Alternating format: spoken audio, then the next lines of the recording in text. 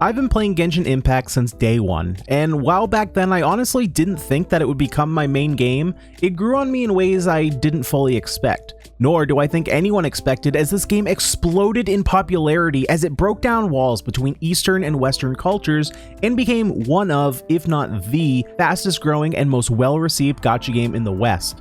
In the beginning, the game was fresh and new. There was a vast landscape to explore, domains to uncover, a story that seemed to drive forward with an engaging plot, lovable characters that you wanted to collect, and combat was fluid, dynamic, and a fresh take on gacha that hadn't been seen before that allowed players to actually play the game rather than falling back on an AFK simulator with a waifu collector built in. But now, being 7 months into the game, and admittedly someone who has spent a sizable amount of money on this game for faster progression, I found that my time spent in the world of Genshin Impact has been reduced from being able to play for 6 to 8 hours on a Saturday to barely having enough to do to fill out an hour.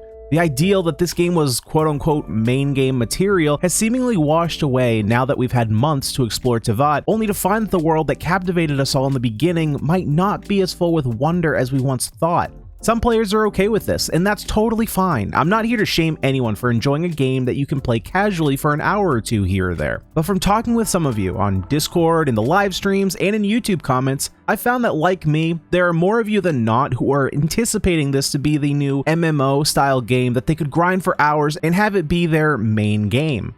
Perhaps these are false projections that we've put on the game since before release, expecting something that was never fully advertised, as this was presented as a mobile game first. But nevertheless, it has left a lot of players wanting more, a reason to come back to this game day after day other than not capping on resin. As of right now, Genshin's endgame is simply artifact grinding for characters, showing its true underbelly, the dreaded character collector. And if we're being honest, unless you're relatively new to the game and still working on your leveling grind, the challenge of these domains is simply not there. And if you aren't shelling out hundreds of dollars for the new character that drops every 3 to 6 weeks, well then what new content are you truly experiencing? The daily tasks have become more monotonous than engaging. A lot of players are starting to get that burnt out feeling, with some even leaving the game entirely, tired of building heroes for content that may eventually come. I can sympathize with you. I've certainly expressed my feelings about the content in this game on livestream, and this video itself is an expression of where my thoughts lie. There's a large content drought. We've been without a meaningful update other than new characters added since patch 1.2 with the addition of Dragonspine, which was content that you could easily clear over the course of a couple days if you took it slow. I still love the game. Some people seem to think that complaining or critiquing MiHoYo's development decisions is a sign that I hate the game. But it's because I love Genshin Impact and know what it could be that fuels my frustration. What this is reaching out to you players who may seem lost right now. The game you love to play day after day doesn't have the shimmer it once did, and maybe you need something else to fill your time. A new game that you can play for hours at a time after you finish your daily Genshin tasks. And that game for me has been Final Fantasy XIV, a long-standing PvE-driven MMO that has a strong single-player experience and has a very active player base. Hopefully I haven't lost any of you as soon as I said MMO. I've definitely talked to some of you out there who have sworn off MMOs due to past experience with either toxic player bases, a class system that feels broken and unbalanced, or maybe a company that feels so disconnected with its player base that it has no idea what they really want. Do you guys not have phones? Yeah, you guys all have phones, right? Now, for full disclosure, I only have about a week of game time logged into Final Fantasy XIV, which has been roughly a month to a month and a half worth of real-world time as of writing this video. So my viewpoints on the game as a whole and Square Enix's design philosophies might be a bit biased as someone who is brand new to the game and still in that honeymoon phase. My viewpoints might be different from a veteran player who's been playing for years. But I'm coming from the point of someone who has played Genshin Impact daily for almost 8 months now and is looking for a second game to sink my teeth into. Perhaps this game can be that for you as well, and hopefully by the end of this video you may have taken away an aspect of this game that draws you to it and you try it for the first time for yourself. After all, you'll never know if you like it unless you try it. So what is it that drew me to Final Fantasy specifically? Well, for one, I've tried other MMOs, World of Warcraft and RuneScape being the ones that I've sunk my teeth into the furthest, and I left both of them for different reasons. But this one hit me a bit differently than those other two. Let's discuss some of the aspects that drew me to this game and ones that I saw repeatedly browsing through Reddit and YouTube comments. A vast open world with tons of exploring options, ways to travel around it, and monsters to fight. A world that feels alive due to a density of monsters and players that you can interact with. A dynamic combat system that doesn't feel overwhelming with a number of skills that's too high to count, but enough to keep it fresh and refreshing. And on top of that, balanced classes that don't become irrelevant or overpowered due to balancing issues once a new expansion drops. From the research I've done into the history of Final Fantasy XIV, there hasn't been a time where one class was leagues above other and it was deemed wrong to play anything else in that category, whether a DPS, healer, or tank. The jobs have been tuned appropriately, and should you want to be a DPS that deals magic or melee damage, a ninja, a red or black mage, perhaps a summoner, all are just as viable as the last. Currently, 17 jobs or classes that all feel entirely unique and engaging, and none of them being considerably overpowered compared to the others. This allows players to select classes that best fit their playstyle or ones they just like the look of, without feeling pressure from others because they didn't pick the best class. An engaging story, one that you can skip if you choose to, but emotional and rewarding should you choose to go along for the ride. This is one of the biggest selling points to Final Fantasy XIV. For those new to the franchise, there's no need to catch up with the other games, as it's not an IP that builds itself off of the last game. There will be a ton of Easter eggs for you to discover though if you are a past fan of the franchise. But for those just dipping their toes in for the first time, you'll have no problem understanding the plot or knowing who the characters are. At its core, Final Fantasy XIV plays as a third-person JRPG-style game as you're leveling. It can certainly be played with friends or in dungeon queues with players from around the world, but you can treat those as supplemental features if you choose until you get to the max level. A multiplayer system that works and has a purpose. It plays cross-platform between PC and PlayStation consoles. You can jump down to lower-level dungeons or duties in Final Fantasy with your friends, and your XP and guild will scale up to whatever level you are. At the moment, Genshin Impact's hardest content is unable to be completed with your friends. The only real benefit to having a multiplayer system is to have your friends join your world, or you theirs, for domain clears or events. But at a certain point, the difficulty of these fights becomes irrelevant, as they do scale with your adventure rank and how many players there are in your world, and most travelers should be able to clear these solo at the end of their current world level before moving on to the next. As an MMO, Final Fantasy all but requires you to clear dungeons and raids with other players, as without them, you simply won't be able to clear the content. This is certainly a double-edged sword if queuing with random players, sometimes without knowing boss mechanics. But the dungeons have an entirely different level of excitement when in a Discord call with friends, evading mechanics, and coordinating and implementing strategy together. But being in a game that promotes social interaction, communication, and teamwork brings a whole new life to the gaming experience. A non-toxic community. This is huge for people thinking about jumping into another MMO. I've had great experiences so far with players willing to lend advice and help where they can instead of insult me or others for not understanding mechanics. This is anecdotal though. I have seen this sentiment repeated in the general community while exploring Final Fantasy content online. A non-predatory monetization model. Final Fantasy XIV is a subscription-based model priced at $12.99 US monthly, after purchasing the base game and expansions for a total of $60 US. You can create a free trial account that is completely free, no need to even buy the base game before trying. There are limitations, but most of these will not affect your gameplay until you get into the late game, which by that point you will have probably decided whether you're gonna choose to stick with the game or enjoy what time you had and decide to leave. You can also purchase the base game and the first expansion Heaven's Ward separately from the two most recent expansions, saving you $40 up front, allowing you to clear the early content before paying the other 2/3 of the cost for the most current form of the game. There is a cash shop, but it's not a pay-to-win model. Cosmetics are available, as well as tools like story skips or character boosts, but you can't buy any kind of gear to make your character more powerful. You'll still need to unlock that in-game. Challenging end-game content.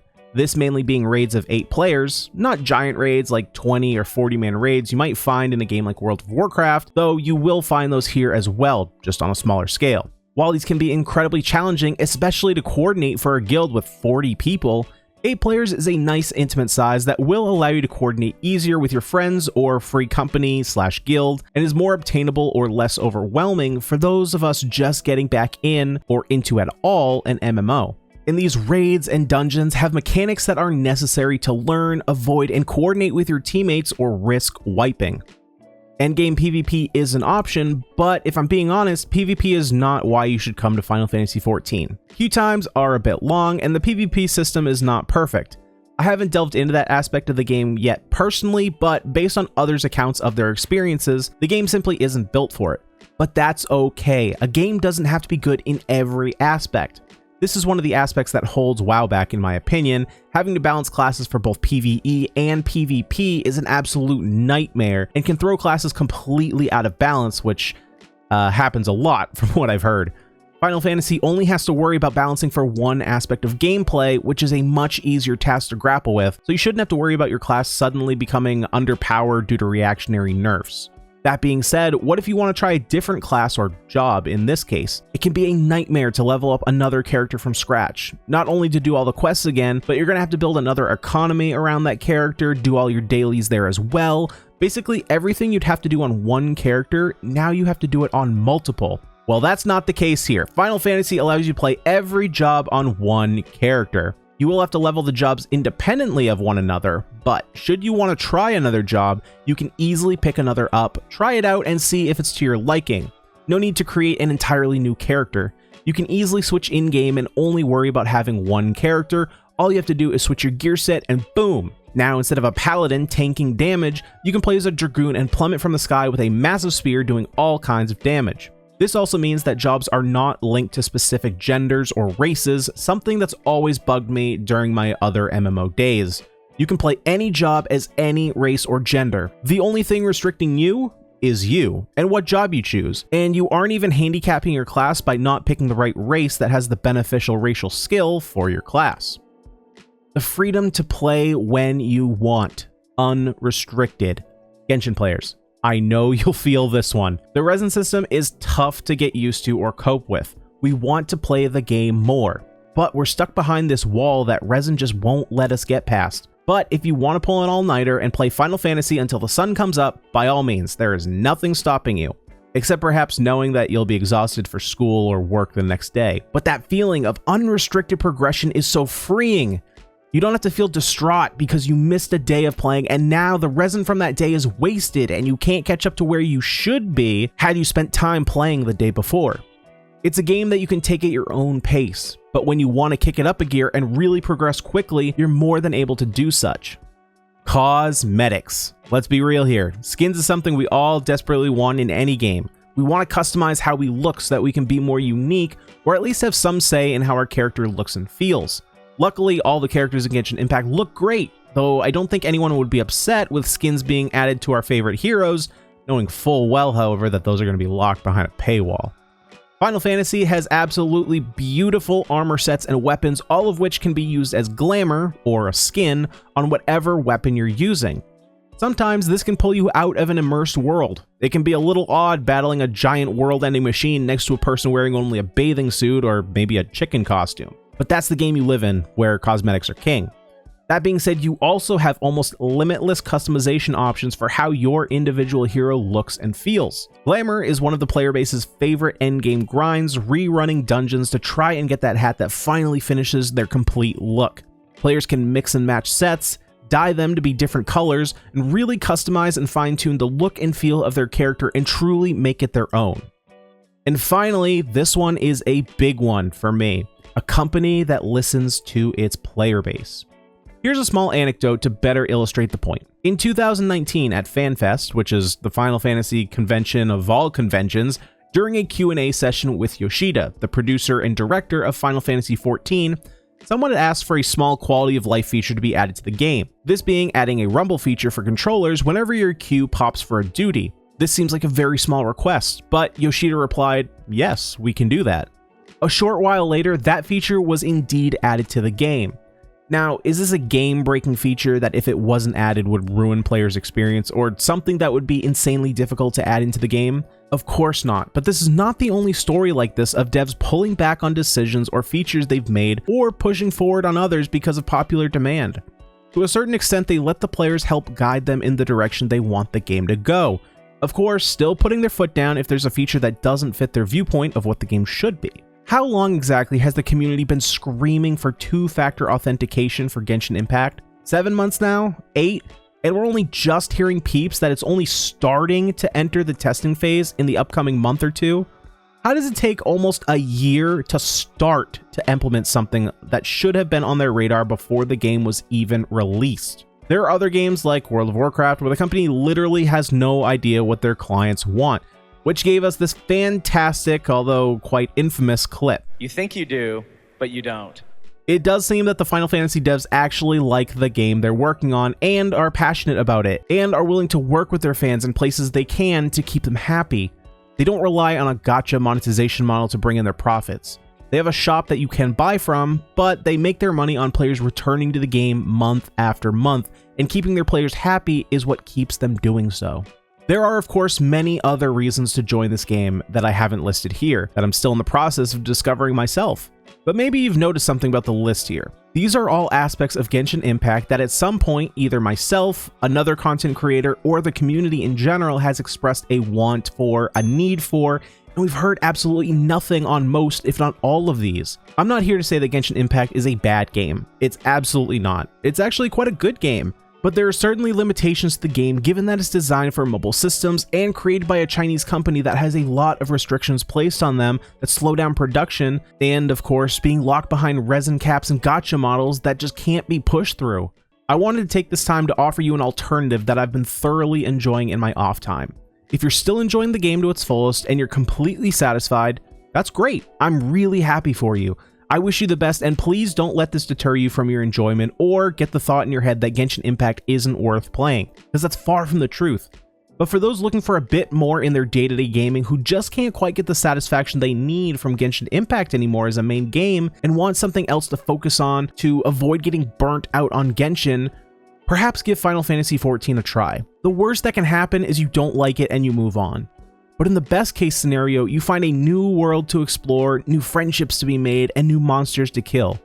It'd be awesome to start a free company with those of you who are just starting, or maybe those of you who have been playing for a while and are looking for a new community, to get out there and start raiding, learning the mechanics anew, rather than jumping into a free company that already fully understands fights and mechanics and you feel kind of overwhelmed needing to catch up. We have a channel on our Discord specifically set up for Final Fantasy. I hope to see some of you over there looking to jump into this magnificent world with so much new content to digest. I'll be curious to see how this video resonates with some of you and if you're now planning to give Final Fantasy XIV a shot. Let me know down in the comments below your overall thoughts on this discussion. If you liked what you saw, make sure to subscribe to the channel, like this video, and hit the notification bell, that way you never miss a video, and join our Discord. Link will be down in the description below. Also, share this video with your friends that may be feeling the same as you or me if they're also looking for a new game to play. But guys, that's all I have for today. Hopefully you did enjoy. I'll see you guys in the next video. Peace.